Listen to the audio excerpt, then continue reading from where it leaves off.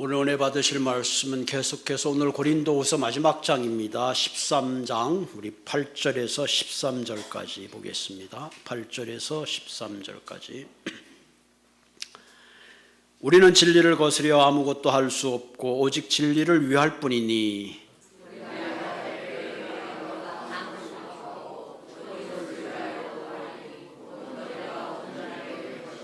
그러므로 내가 떠나 있을 때에 이렇게 쓰는 것은 대면할 때에 주께서 너희를 넘어뜨리려 하지 않고 세우려 하여 내게 주신 그 고난을 따라 엄하지 않게 하려 함이라.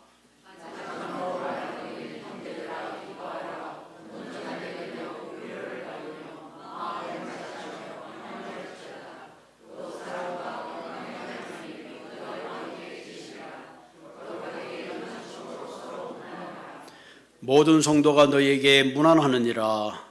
주 예수 그리스도의 은혜와 하나님의 사랑과 성령의 교통하심이 너희 무리와 함께 있을지어다. 아멘. 우리 이 시간에 성가대 찬양해 주시겠습니다.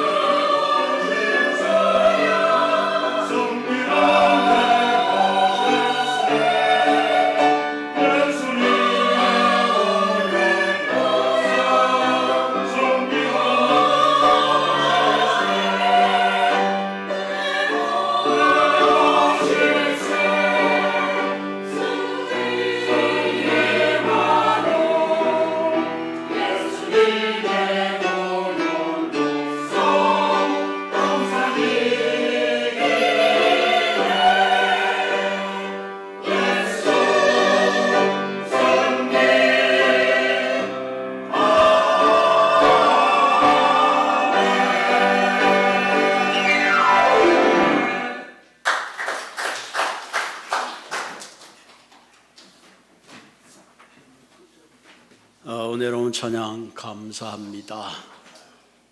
제가 2월 6일 날 고린도 후서를 시작을 했습니다. 오늘이 9월 25일, 9월 마지막 주 7개월 동안 우리가 고린도 후서를 한 장 한 장 함께 묵상하면서 설교를 했습니다. 오늘은 고린도 후서의 드디어 이제 마지막 장입니다. 바울이 1년 6개월 동안 고린도 교회를 개척하고 고린도 교회를 사랑하면서 또 고린도 교회에서 쫓겨나기도 하고 또 4번의 방문을 하기도 하고 또 고린도 전서와 후서라는 편지를 통해서 끊임없이 바울이 모든 갈등과 분쟁과 이해와 용서의 과정들을 우리는 쭉 지켜봤습니다. 드디어 오늘 고린도 후서의 결말에 도달했습니다. 우리가 연극이나 소설이나 드라마나 영화를 이렇게 보게 되면 다 기승전결이 있어요. 그래서 어떤 연극은 비극적인 걸로 끝나고 어떤 거는 희극적인 걸로 끝납니다. 그 기준이 뭘까? 그 내용 가운데 맨 마지막이 어떻게 되느냐? 주인공이 다 총을 맞고 죽어버리면 비극적으로 끝나는 거고, 주인공이 막 쫓기고 죽음의 위기, 절대절명의 위기를 겪고 막 힘들고 어려웠는데도 나중에는 살아남고 가족이 서로 상봉하고 마지막 자기가 맡은 임무를 잘 마치면 뭐로 끝나요? 희극으로, 해피엔딩으로 끝납니다. 어떻게 보면 우리의 인생도 비슷한 것 같아요. 그래서 흔히들 젊어서 고생은 사서 한다 하는 말은 뭐예요? 지금 과정은 좀 힘들더라도 결국은 해피엔딩이 될 것이다 라는 그런 인생의 기대와 소망이 있기 때문에 그렇죠. 만약에 우리의 인생이 비극적으로 끝났는데 젊어서 고생할 일이 없죠. 젊어서부터 이왕이면 고생하지 말고 잘 사는 게 좋겠죠. 이런 의미에서 우리 인생은 가정 속에 미리 결론 내거나 평가할 수가 없어요. 지금 내가 행복하지만 나중에 어떻게 될지 모르고 내가 지금 불행하지만 또한 나중에 어떻게 될지 모르는 거죠. 그런 의미에서 우리의 인생을 쉽게 내가 맞닥뜨리는 환경을 가지고 나는 불행하다, 나는 행복하다라고 쉽게 단정 지을 수 없다는 겁니다. 제가 목회를 할 때 어떤 분은 판사의 딸로 태어났어요. 한국에서 판사의 딸로 태어났으면 굉장히 유백한 가정이죠. 좋은 걸 먹고 좋은 걸 입고 많은 사랑을 받으며 살았어요. 근데 이제 시집을 가고 남편을 만나고 인생의 수많은 희노애락을 곁들이면서 맨 마지막에는 불행한 삶의 결말을 맞게 되었던 분도 있습니다. 어떤 분은 불행한 가정에서 태어났어요. 그렇지만 자신의 성실함과 지혜로움으로 근면함으로 인생을 성실하게 살고 나중에는 많은 사람들의 좋은 영향을 주고 인생을 아름답게 맺는 해피엔딩의 인생도 보았습니다. 어쨌든 우리의 인생은 내가 어떤 과정을 겪었든 간에 마지막이 아름다워야 가장 아름다운 인생이 되는 거죠. 여러분, 성경에 나온 대표적인 두 인물이 있어요. 하나는 사울 왕과 다윗 왕이죠. 여러분, 이 사울 왕은 하나님께 기름을 부고 이스라엘의 초대 왕이 되었습니다. 얼마나 영광스러운 겁니까? 그런데 이 사울은 인생이 해피엔딩이 되지 못했어요.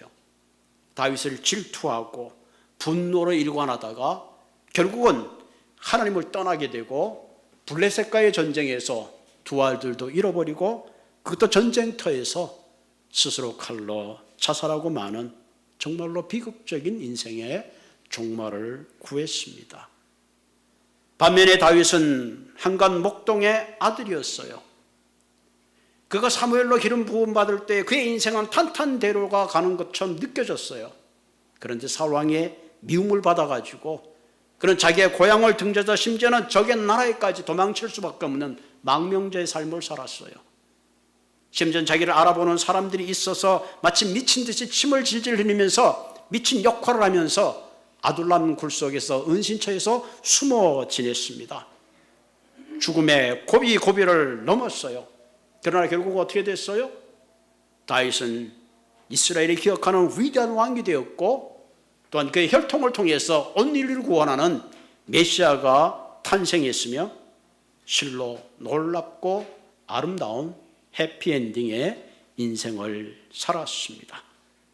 여러분, 우리의 인생은 no matter what, 우리의 끝이 아름다워야 합니다. 우리에게 잘 알려져 있던 무교 잘 있거라, 노인과 바다. 이 허밍웨이죠. 어네스트 허밍웨이는 뭐죠? 닥터와 예술가의 집안에서 태어났어요. 그런데 1954년도에는 그는 누구를 위하여 종을 울리나 노벨 문학상을 받고 그 시대에 가장 명망 높은 문학가로 자리매김을 했어요. 존경받았어요. 심지어는 그 시대의 최대의 화가였던 피카소의 그 후원을 받는, 그리고 많은 상류층 사람들과 교제하는 그런 삶을 살았죠. 그랬던 허밍웨이가 1961년 7월 2일 날 그는 자신의 우울증을 이기지 못해서 평소에 사냥하면서 가지고 있던 엽총으로 인생을 마감하고 말았습니다. 많은 명성을 얻고 많은 사람들과 아름다운 교제를 나눴지만은 그러나 그의 인생은 비극적으로 끝나고 말았습니다. 여러분, 우리 인생이 실패와 좌절과 성공과 영광이라는 걸 반복할지라도 가장 중요한 것은 끝이 아름다워야 합니다. 그러면서 오늘 이 시간 저와 여러분들은 내가 지금 당하고 있는 현실의 만족함을 살고 있는가, 아니면 궁극적으로 내 삶의 아름다운 해피엔딩을 위해서 준비하고 있는가, 그것을 한번 우리가 생각하고 곱씹어 볼 필요가 있어야 합니다. 저와 여러분들은 예수를 믿는 그리스도의 자녀입니다. 그런 의미에서 우리의 삶은 반드시 해피엔딩이 되어야 합니다. 그래야지 주님께도 영광이 되고 많은 사람들에게도 아름다운 영향을 줄 수가 있습니다. 오늘 본문을 통해서 비록 바울은 고린도 교회와 갈등과 반목과 대적자들과 미움과 배반이 있었지만 결국은 그는 그리스도 안에서 하나 되고 축복될 것을 마지막으로 빌며 아름다운 엔딩의 끝을 맺고 있는 것을 우리에게 보여주고 있습니다. 자, 본문 11절을 한번 볼까요? 마지막으로 말한다. 그죠? 그동안 이제 여러 가지 말했죠. 형제들아, 기뻐하라. 기뻐하라. 온전하며 위로를 받으며 마음을 같이하며 평안할지어다. 또 사랑과 평강의 하나님이 너희와 함께 계시리라. 거룩하게 입맞춤으로 서로 무난하라. 너무나 따뜻한 마음이 느껴지는 거죠. 모든 축복과 평안을 기원하며 있습니다. 거룩한 입맞춤으로 서로 무난하라. 그리고 13절이 마지막 파이널 결론적인 거죠. 한번 읽을까요? 주 예수 그리스도의 은혜와 하나님의 사랑과 성령의 교통하심이 너희 무리와 함께 하실지어다. 가장 아름다운 축복의 기도문입니다. 힘들고 어려운 시기를 우리가 겪어왔지만 마지막으로 그리스도의 은혜와 하나님의 사랑과 성령의 교통하심이 너희에게 있을지어다. 어서 많이 보던 구절이죠. 언제 하죠? 제바 예배 끝나면 축도하잖아요. 서로 축복하는 것. 어떤 분들은 이 축도 시간에 그냥 나가시는 분인데 가장 중요한 걸 놓치는 거야. 예? 아름다운 마지막, 그 해피엔딩을 우리에게 보여주고 있죠. 근데 우리는 이렇게 살면 좋은데 때로는 반대로 살 때가 있죠. 처음엔 잘하다가 마지막에 잘못할 때가 참 많이 있어요. 여러분, 신발은 신을수록 익숙하고 좋은 겁니다. 사람은 사귈수록 더 친밀해져야 돼요. 한 번은 그 빌리 그레엄 목사님, 우리가 잘 알잖아요. 그 사모님에게 기자가 물어봤습니다. 이 시대에 쓰러지시는 위대한 목사님이신데 사모님은 혹시 빌리 그레엄 목사님 남편을 미워한 적이 있으십니까? 부인이 가만히 생각하더니 아니요, 저는 미워한 적이 한 번도 없습니다. 오이, 깜짝 놀래가지고 아니 어떻게 부부가 살면서 미워한 적이 없지? 정말로 굉장하신 분이구나. 그때 이분이 이렇게 말합니다. 미워한 적은 없는데 차라리 죽여버리고 싶을 때는 있었습니다. 여러분, 우리가 살다가 보면 미워하기도 하고 또 때로는 뭐 그럴 때가 있잖아, 그죠? 그래도 서로가 상처 줄 때도 있어요. 이것이 우리의 삶에 반복되는 현실입니다. 문제는 그럼에도 불구하고 우리의 결론이 아름다워야 합니다. 왜? 이것이 우리를 향하신 하나님의 뜻이기 때문에 그래요. 여러분, 어떤 부모가 자식이 비극적으로 끝나기를 바라는 부모가 어디 있겠어요? 하나님은 우리를 구원하신 주님은 진정 우리의 삶이 아름다운 결말을 맺기를 간절히 원하신다는 사실입니다. 그럼 우리가 한 번뿐인 우리의 인생을 어떻게 하면 해피엔딩의 아름다운 삶의 결말을 가지고 올 수 있을까? 오늘 본문을 통해서 한 세 가지를 정리해 보고자 합니다. 첫째는 진리와 함께 살아야 합니다. 진리와 함께 살아야 된다. 그래야지만이 우리의 인생이 해피엔딩이 될 수 있다 하는 겁니다. 오늘 본문 8절에 보면 8절에 우리는 진리를 거스려 아무것도 할 수 없고 오직 진리를 위할 뿐이다. 여기서 바울의 인생의 신앙의 철학을 우리가 엿볼 수가 있죠. 한마디로 진리를 거스려 나는 아무것도 할 수 없다. 나는 주님을 떠나서는 아무것도 할 수 없다. 내 존재 자체가 가치가 없다. 오직 진리를 위할 뿐이다 하는 거죠. 이 말은 나는 진리를 거스려 아무것도 했다는 말은 나는 말씀을 거스려 하나님의 뜻에 반해서 나는 아무것도 이룰 수 없다 하는 거죠. 여기서 진리라는 것은 바울이 그동안 붙잡았던 복음의 핵심이죠. 결국 이 복음의 핵심이란 뭐야? 결국 예수 그리스도 그 자체죠. 바울은 진리를 만나는 그 순간부터 다메섹 조상에서 예수를 만나는 그 순간부터 거기에 참 구원이 있고 생명이 있고 소망이 있고 영원한 길이 있다는 것을 깨달았기 때문에 나는 진리를 거스려 아무것도 할 수 없고 나는 꼭 진리를 위할 뿐이라 그렇게 고백합니다. 심지어 바울은 빌립보서에 보면 나는 이 진리를 위하여 죽기도 하고 살기도 한다 그랬죠. 빌립보서 1장 20절 21절에 나의 간절한 기대와 소망을 따라 아무 일에든지 부끄러워하지 아니하고 지금도 전과 같이 온전히 담대하여 살든지 죽든지 내 몸에서 그리스도가 존귀케 되게 하려 하나니 이는 내게 사는 것이 그리스도니 죽는 것도 유익함이라. 참 굉장한 고백이죠. 내가 이 땅에 사는 것, 살아서 복음의 증거를 나타내는 것도 놀라운 은혜지만 이것 또한 죽는 것도 그리스도 안에서 유익하다. 이 말은 뭐예요? 내가 살든지 죽든지 나는 결코 진리를 떠나서는 아무것도 할 수 없다. 여러분, 우리가 진리에 매여 산다는 게 쉬운 일일까요? 쉽지 않습니다. 내가 진리 가운데 살려면 살수록 핍박과 박해가 가져오기 때문에 그렇습니다. 때로는 우리가 진리를 벗어나면 사는 게 쉬울 수도 있어요. 세상과 타협하고 불의와 함께하면 훨씬 쉬운 방법들이 많이 있습니다. 그럼에도 불구하고 우리가 진리를 떠난 삶은 결국 그 자락이 아름답지 못하기 때문에 나는 진리를 떠나서 아무것도 할 수 없다. 바울은 그렇게 고백하고 있습니다. 예수님 어두운 가운데 있는 우리 영혼을 구원하시기 위해 오셨을 때에 많은 사람들은 진리로 오신 예수님을 거부했어요. 주님이 세상에 오셨지만 세상은 그를 거부했다 그랬습니다. 거부하는 정도가 아니라 예수님을 십자가에 못 박아 돌아가시게 했습니다. 그런 일상의 과정을 보면 예수님은 가장 비극한 주인공 중에 한 사람이죠. 거기서 끝나지 않고 주님은 하나님의 능력으로 사흘 만에 부활하심으로 온 인류를 구원하시는 구원자가 되셨고 참 생명과 능력의 주님이 되셨습니다. 그런 의미에서 우리가 주님과 함께 사는 삶, 거기에 우리의 삶에 바른 방향이 있고 바른 목적이 있고 인생의 아름다운 결말을 가지고 올 수 있다는 사실입니다.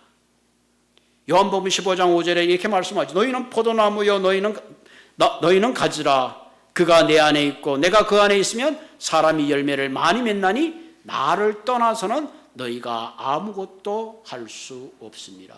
결국 우리의 인생이 해피엔딩의 삶을 사는 것은 그리스도와 함께 사는 거죠. In Christ의 삶, 거기에 진정한 우리 인생의 아름다운 결말이 있습니다. 잠언 14장 12절에 이렇게 말하죠. 어떤 길은 사람이 보기에 바르나 필경은 사망의 길이라. 우리가 보기에 육신적인 눈으로 볼 때 세상적인 어떤 가치관으로 볼 때 그 길이 굉장히 성공적인 길인 것 같지만 결국은 진리를 떠난 그 길에는 사망이요 결국은 허무요 절망이요 아무것도 아니라는 것입니다. 그러면서 우리의 삶은 사람들 보기에 좋은 길을 가는 것이 아니라 하나님 보시기에 바른 길, 바른 방향을 따라 살아야 합니다. 세상 사람을 따라 살면 잠시는 편안할지라도 그 끝의 열매를 주님은 오늘 분명하게 말씀하고 있습니다. 그런 의미에서 우리의 인생을 아름다운 결론의 삶을 살기 위해서는 진리 가운데 사시기를 주님의 이름으로 부탁을 드립니다.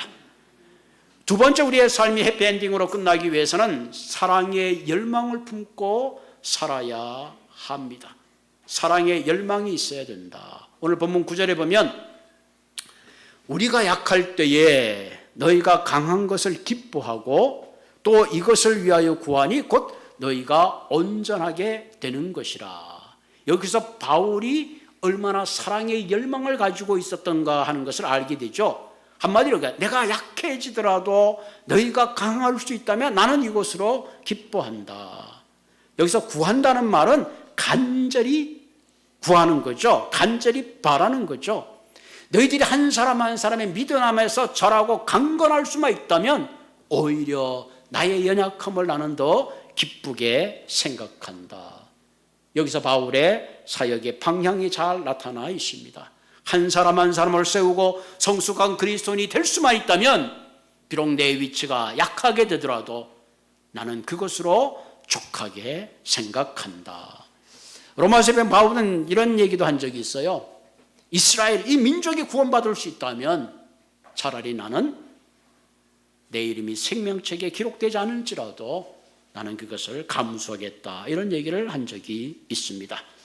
여러분, 우리가 서로 사랑하고 축복하고자 하는 열망이 있을 때에 서로의 미움이 회복되고 깨어지는 관계가 회복될 수가 있습니다.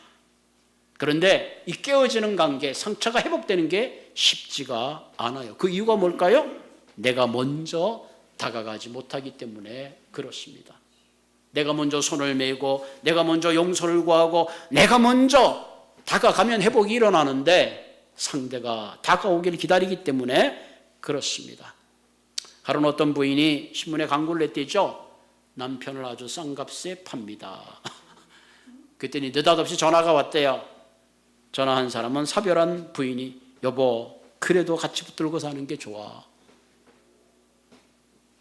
두 번째 어떤 사람이 또 전화가 왔더래요. 실례지만 제가 앞에 걸 놓쳤네요. 남편을 파는데 그 남편을 팔 때 골프채와 사냥개를 함께 도움으로 드립니다. 그랬대. 두 번째 전화가 왔는데 실례하지만 그 골프채와 사냥개를 따로 팔 수는 없습니까? 그랬다. 어쨌든 간에 중요한 거는 우리의 삶이 사랑의 열망을 가지고 살아가는 게 참 중요하다.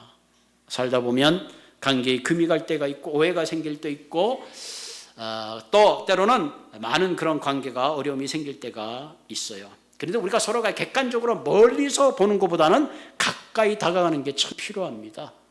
여러분 요한복음 4장에 수가성 여인이 있잖아요. 남편을 4번이나 바꿨던 여인이에요. 그러니까 동네 사람들도 별로 가까이 하고 싶지 않은, 윤리적으로 도덕적으로 상대하고 싶지 않은 그런 여인입니다. 그런데 그 여인이 낮에 우물가에 왔을 때에 예수님은 그 여인에게 가까이 다가가셨죠. 그리고 내게 물을 잘라. 그러면서 그 여인의 내면에 있는 상처와 말할 수 없는 고독을 보신 거죠. 그래서 그 여인에게 참 생수를 주시고 목마른 인생에서 벗어나게 하는 그런 내용을 우리는 발견하게 됩니다. 여러분, 우리 모두가 한 사람 한 사람 멀리서 보면 아무 문제가 없는 것 같고 다 잘 있는 것처럼 느껴져요. 그러나 우리가 사랑을 갖고 그 사람에게 다가가면 그 사람의 내면에 목마름을 마주하게 되고 상처를 보게 되고 그때 우리의 위로의 한마디가 큰 힘이 되고 서로의 상처를 싸매어주게 되는 것입니다. 여러분, 세상 사람들은 미움은 떠나주고 헤어지고 나누어지면 끝입니다. 그러나 우리는 그리스도의 말할 수 없는 사랑을 덧입었습니다. 그런 의미에서 우리는 사랑의 열정을 가지고 우리가 자녀를 대하고 남편을 대하고 이웃을 대할 때에 우리의 삶에 아름다운 천국의 공동체를 이루어갈 수가 있습니다. 그런 의미에서 우리가 해피엔딩의 삶을 살기 위해서는 1차적으로 우리가 진리와 함께 기뻐하고 진리와 함께하며 진리를 품고 살아가야 합니다. 그리고 두 번째는 사랑을 품고 사랑의 열망을 가지고 살아가야 합니다. 사실 이 사랑의 열망만 가지고 있으면 모든 관계가 되고 모든 게 다 좋을 수가 있어요. 사랑을 가지고 다가오는 사람을 싫어하지 않았어요. 그래서 우리 웃는 얼굴에 뭐 할 수 없다 그러는 거죠. 그런 의미에서 우리가 인생의 마지막이 아름답기 위해서는 진리 가운데 사는 것이 필요하고, 두 번째는 사랑의 열정을 가지고 사는 것이 필요합니다. 이것만 가지고 충분하지 않아요. 마지막 중요한 것이 있는데, 성령의 충만한 임재가 저와 여러분들에게 필요합니다. 본문 13절에 보면 결론적으로 이렇게 말하죠. 주 예수 그리스도의 은혜와 하나님의 사랑과 성령의 교통하심이 너희 무리와 함께 있을지어다. 자, 바울은 이제 마지막으로 고린도 교회 전체를 축복함으로 편지를 마무리하고 있습니다. 그리스도의 은혜, 이게 어떤 은혜입니까? 나의 죄를 씻어주고 나의 허물을 덮어주고 나를 용서해 주시고 나를 unconditionally 사랑해 주시는, 구원해 주시는 십자가에서 나를 위해 돌아가신 그 은혜입니다. 사실 어떻게 보면 저와 여러분들의 이 은혜 하나만도 감당하기가 없어요. 감당할 수가 없어요. 그런데 여기에 한 가지 더, 하나님의 사랑과, 이 하나님의 사랑은 자신의 독생자를 아낌없이 내어주는 끝없는 사랑, 죄인을 용서할 수밖에 없는 조건 없는 사랑이죠. 그리고 마지막에 뭐라 그랬어요? 성령의 교통하심이 너희 무리와 함께 있을지. 교통한다는 말은 코이오네라는 말이죠. 함께한다. 성령님의 위로와 치료와 우리의 목마른 영혼의 생수의 강을 흐르게 하시는 성령의 교통이 함께 하신다면, 비록 우리가 광야 같은 세상에 있다 할지라도 우리는 하나님을 찬양하며 살 수 있다 하는 거죠. 그런 의미에서 우리 한 사람 한 사람이 성령의 충만한 임재가 그 어느 때보다도 필요합니다. 어떤 부인이 사랑하는 아들을 불의의 사고로 먼저 떠나 보냈습니다. 하나님, 내게 왜 이런 일이 있습니까? 하나님을 원망하는 마음으로 잠시 믿음을 중단하고 교회를 떠났습니다. 그래도 마지막 주님을 떠날 수 없었기에 다시 한 마음을 가다듬고 신앙생활을 시작하게 되었어요. 그런데 얼마 지나지 않아 자기의 몸에 암이 생겼고 결국은 그 암이 자라서 시한부 인생이 되게 되었습니다. 마지막 병원에 누워있는데 목사님의 신방을 받았습니다. 목사님, 왜 저에게 이런 고통이 찾아오는 걸까요? 내가 다른 사람들보다 더 많은 죄를 지었기 때문인가요?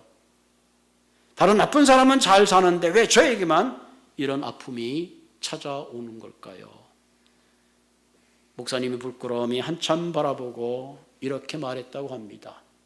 자매님, 이곳은 우리가 영원히 머물 곳이 아닙니다. 이 땅에는 아픔이 있고 이별이 있고 헤어짐이 있고 고통이 있습니다. 그러나 주님 다시 오시며 우리 모두는 영화로운 몸을 입게 될 것입니다. 그때는 아픔도 고통도 슬픔도 없고 오직 하나님과 영원한 나라에 들어가게 될 것입니다. 이때 자매님은 크게 한숨을 짓고 그렇죠 목사님, 그리고 잠시 얼굴이 환해지면서 주님의 품에 안겼다고 합니다. 사랑하는 성도 여러분, 우리의 인생의 여정은 아직 미완성이고 불투명합니다. 그러나 예수님의 마지막 죽음이 모든 권세를 이기시고 살아나셨듯이 우리의 인생의 끝자락은 비극적 인생으로 끝나는 것이 아니라 반드시 해피엔딩으로 끝날 것을 주님은 약속해 주시고 보장해 주십니다.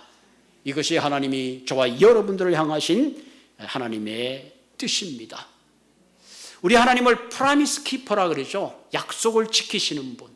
내가 부활할 것이다 부활하시고, 내가 아들을 보내주실 것이다 보내주시고, 또 아브라함에게도 이삭을 주실 것이라 약속하고 성취하시는 분이라면 반드시 우리의 인생은 해피엔딩의 인생이 될 것을 믿습니다. 그런 의미에서 우리의 인생이 아무리 거친 풍랑을 만나고 힘들고 삶에서 요정이 아무리 불행하고 힘들다 할지라도 성급하게 우리의 삶을 속담하지 마시고 우리 인생을 끝까지 책임져 주신 주님 앞에 진리를 붙잡고 진리 안에서 그 어떤 것보다도 주님이 내게 베푸신 사랑의 열망을 품고 성령의 충만한 임재 가운데 가장 인생의 아름다운 해피 인생을 이루시는 저와 또 여러분이 한 분 한 분 되기를 주님의 이름으로 축복을 드립니다. 같이 기도하겠습니다.